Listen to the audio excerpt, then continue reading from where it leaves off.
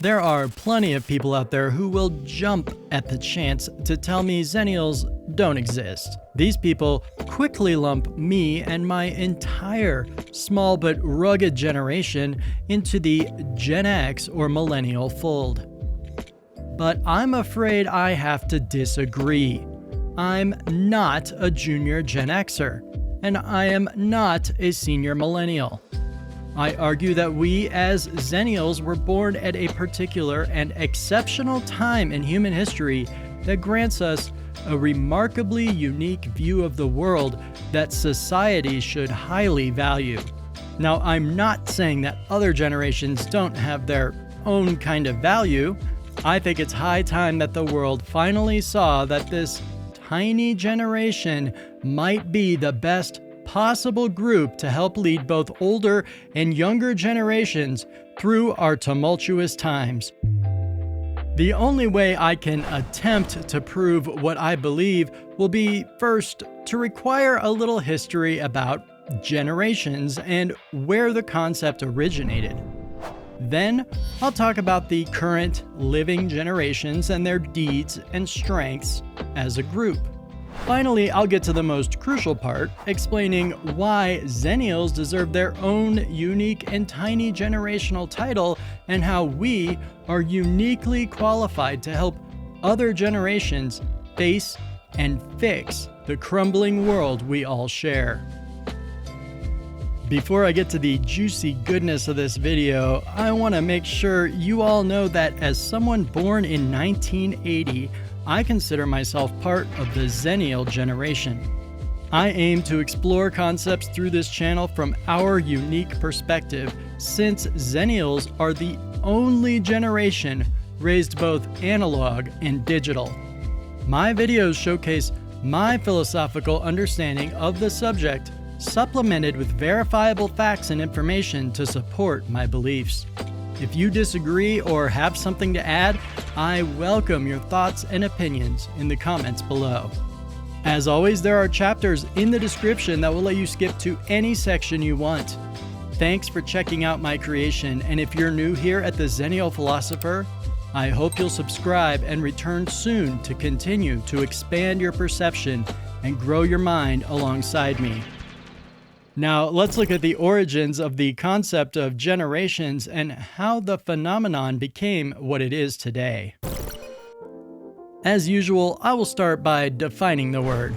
Merriam-Webster's defines generations as a body of living beings constituting a single step in the line of descent from an ancestor. As you see, this term can apply to anybody, human or not, who is generally the descendant of the previous generation. The concept of generations is very much a human construct, but I think the idea of people who have collectively experienced the same world events and have similar worldviews is more realistic than something completely random like astrology. The origins of naming a generation can be traced back to the dawn of the 20th century when the author Gertrude Stein coined the lost generation to refer to those born roughly between 1880 and 1900.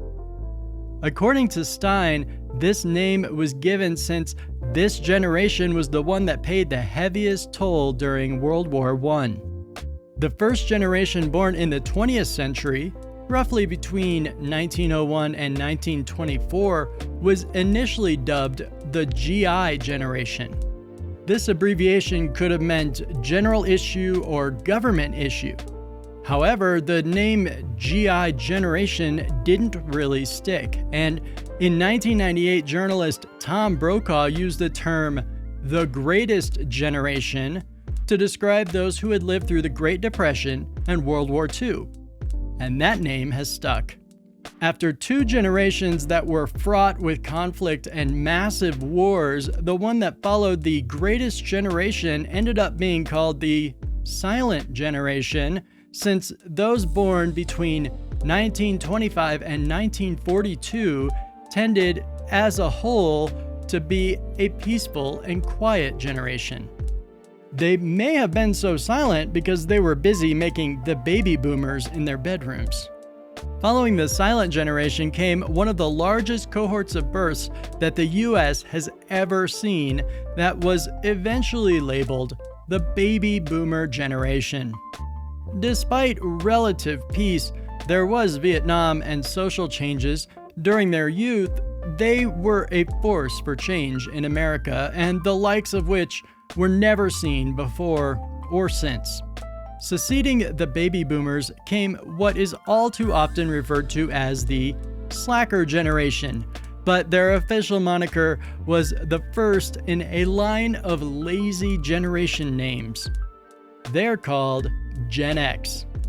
Gen X ran from 1965 to 1976 and seems to be the only generation that hasn't been renamed as they aged.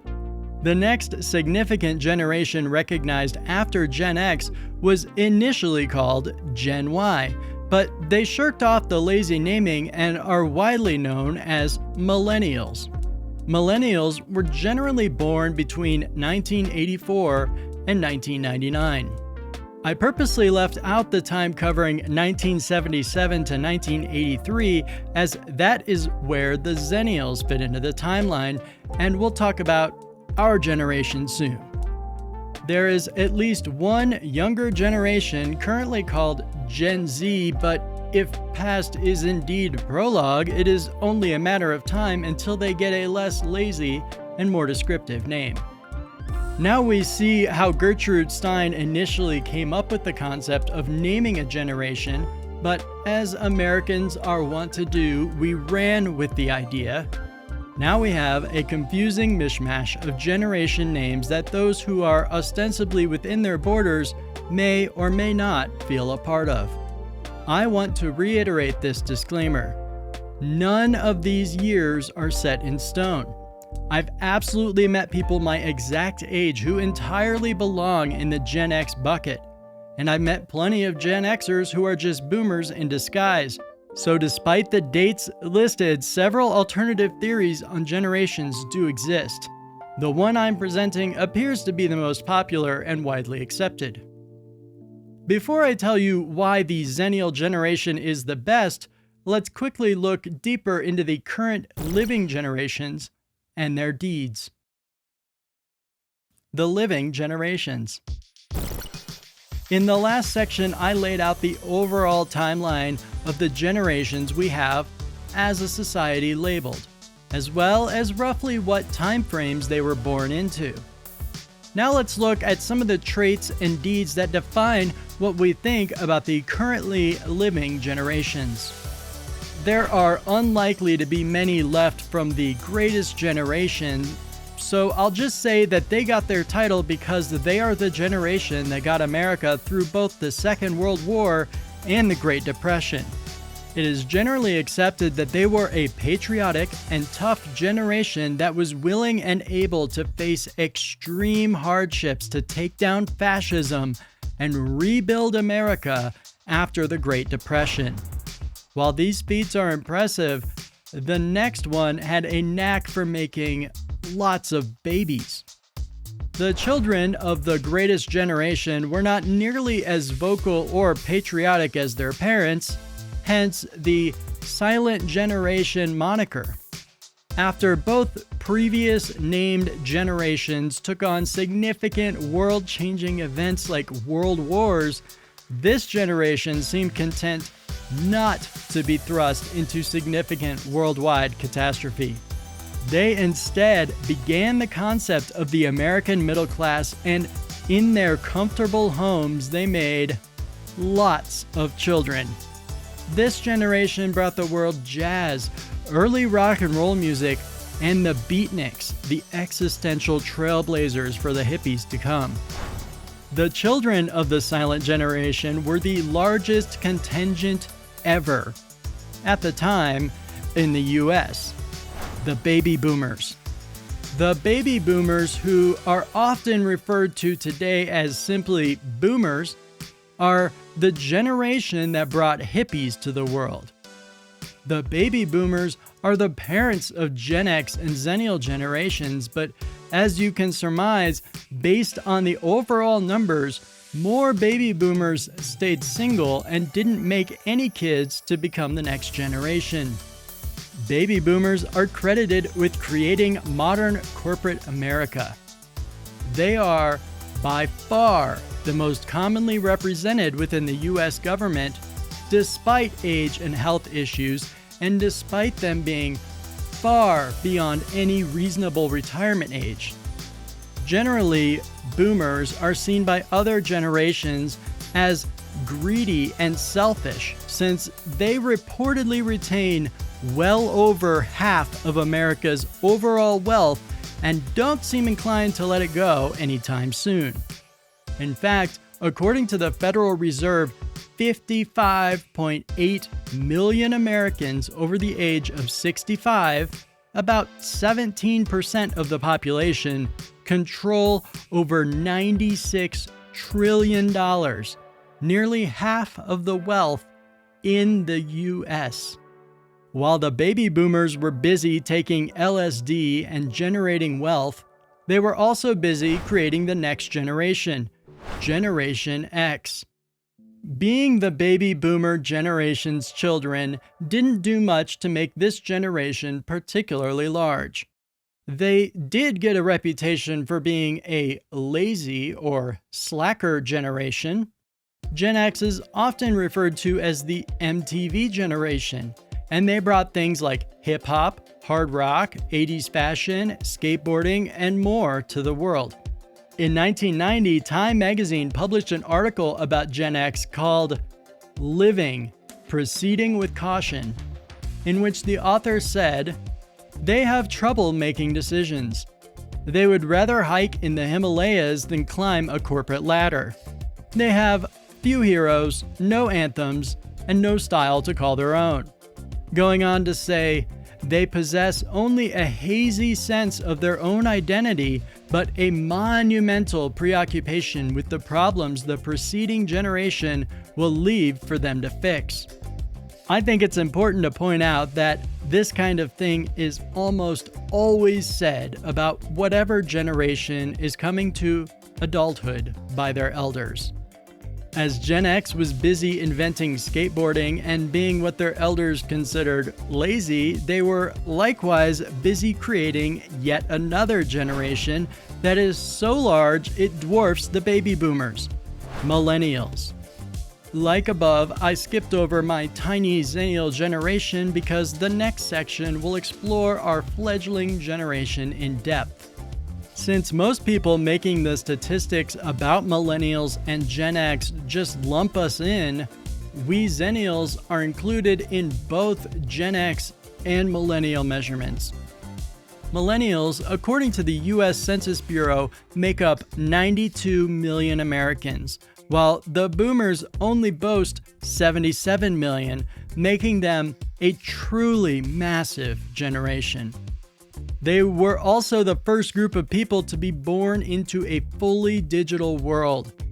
Millennials grew up with computers in their homes with internet available, playing many video games, and eventually got cell phones while still in school. Millennials are credited with creating memes and fueling social media's emergence and explosive growth. When the Millennials were not busy on Discord and Facebook, they began making their contribution to the ongoing generations of Americans by making Generation Z. Gen Z are today's children, so for the most part, they haven't been around long enough to get a fancy name. But some call this newest generation the second silent generation, and based on the tumult that Gen X and Millennials have had to live through, it makes sense, but time will tell. Before moving on to this video's final and, I think, best section, I need to make a few caveats. First, my assertions about who birthed each generation are generalities, like all of this generation stuff, and the lines are not written in stone or DNA. Those born at the dawn of their generation tend to have more in common with their immediate predecessors than those born later within their own generation. But as I said in the beginning, at least the generalizations created by lumping us into generations make sense, because in general, that group of people experienced similar world events and changes. Look, overall, what I'm trying to say here is that none of this is hard and fast. It's like the lines on a map. They're there when you look at a map, and plenty of people firmly believe that those lines mean something, some so firmly they'll happily die to defend them. But in reality, from space, those lines do not exist. The borders are manufactured creations, and so are the concepts of generations. Now, with that out of the way, let's finally, excitedly, move on to the last section of this video. Why are Xennials so special? I expect some of you just skipped directly to this section to see what makes me believe this crazy assertion, or even why I think there's a micro-generation sandwiched between Gen X and the Millennials. Or perhaps if I'm lucky, you too are a Xennial born between 1977 and 1983, and you want to see what I think makes us so unique. Either way, my statements will be the same. To begin with, the Xennial generation needs to exist precisely because of the unique point in time in which we were born. The world was changing fast, and we just happened to be at the perfect place to ride along and learn along the way. Lots of people are quick to dismiss that Xennials are even a thing, and if you're one of those, here is why I think you're wrong. Xennials were the first and only generation born to an analog world that grew up alongside the digital world we live in now. This unique experience lets us see the world from a particular perspective. It's almost like we have a second sight that allows us to see the realities hidden behind all the misinformation that's drowning the rest of the world. From being there when modems screeched and disks were floppy, holding just over a megabyte of data, all the way to having 5G smartphones in our pockets, we've gained a particular ability to interpret the world. We, the Xennials, were there for the massive shift that happened in the world during our formative years. Most of us had computers in our homes before we went to kindergarten. We were the first generation to learn computer skills in school. We were the first to truly not need to know multiplication tables or cursive in adulthood.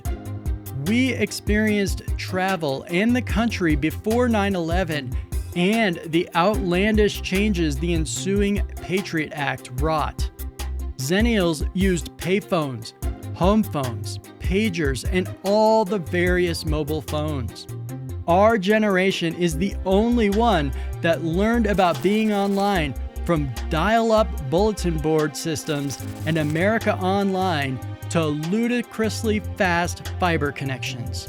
We lived one of the most life-altering changes in how life is lived in the history of humankind, which shaped us into the Xennials we are now. Do you still need convincing? Consider this. We were the last generation that could easily hide from our parents and do what we wanted. We were the last generation that was able to do the dumb stuff we did as teenagers and young adults without it being blasted on the internet.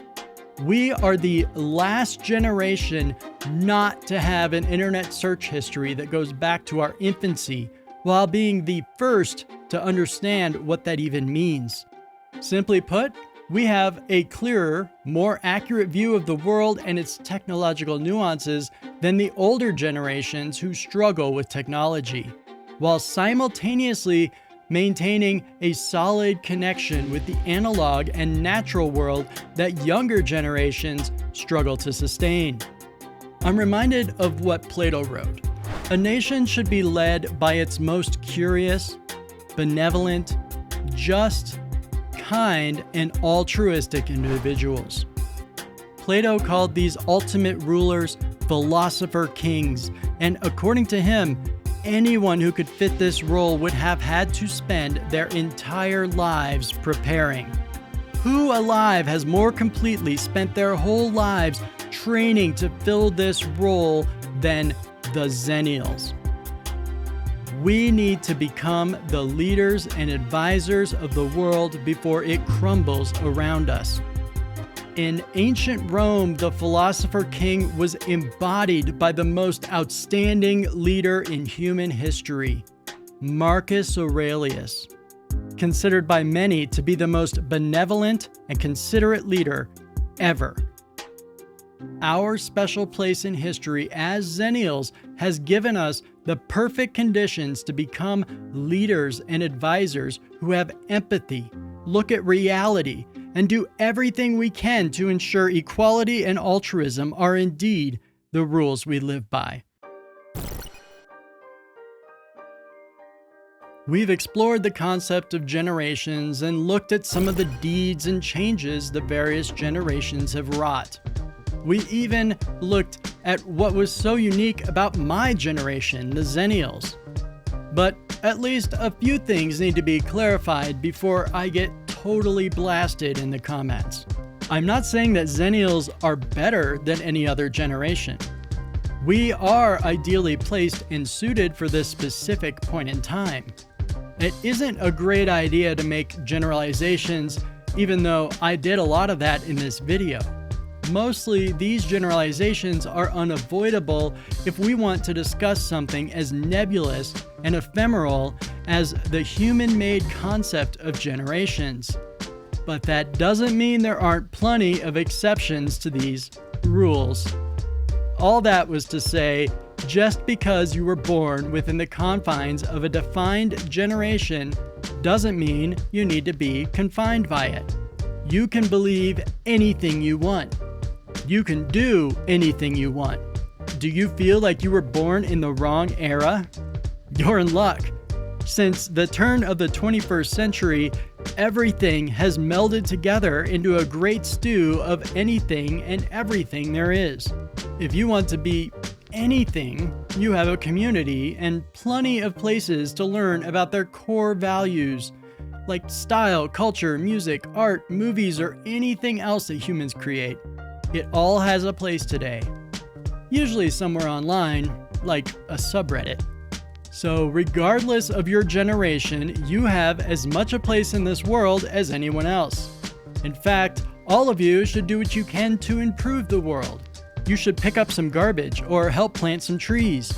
Or maybe for you, it feels better to be part of political action, like protests and petitions. You may want to make your impact in some other way. That's fine. It's your call. The only thing you can do wrong is to wallow in pity and do nothing. So find something to be passionate about and dive in before you waste any more time. What did you think about these concepts? Do you plan to learn more from the resources below?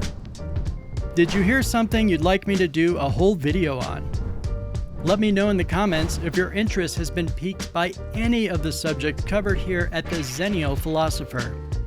Check out the references and links to related videos and articles in the description to learn more about this video's topics.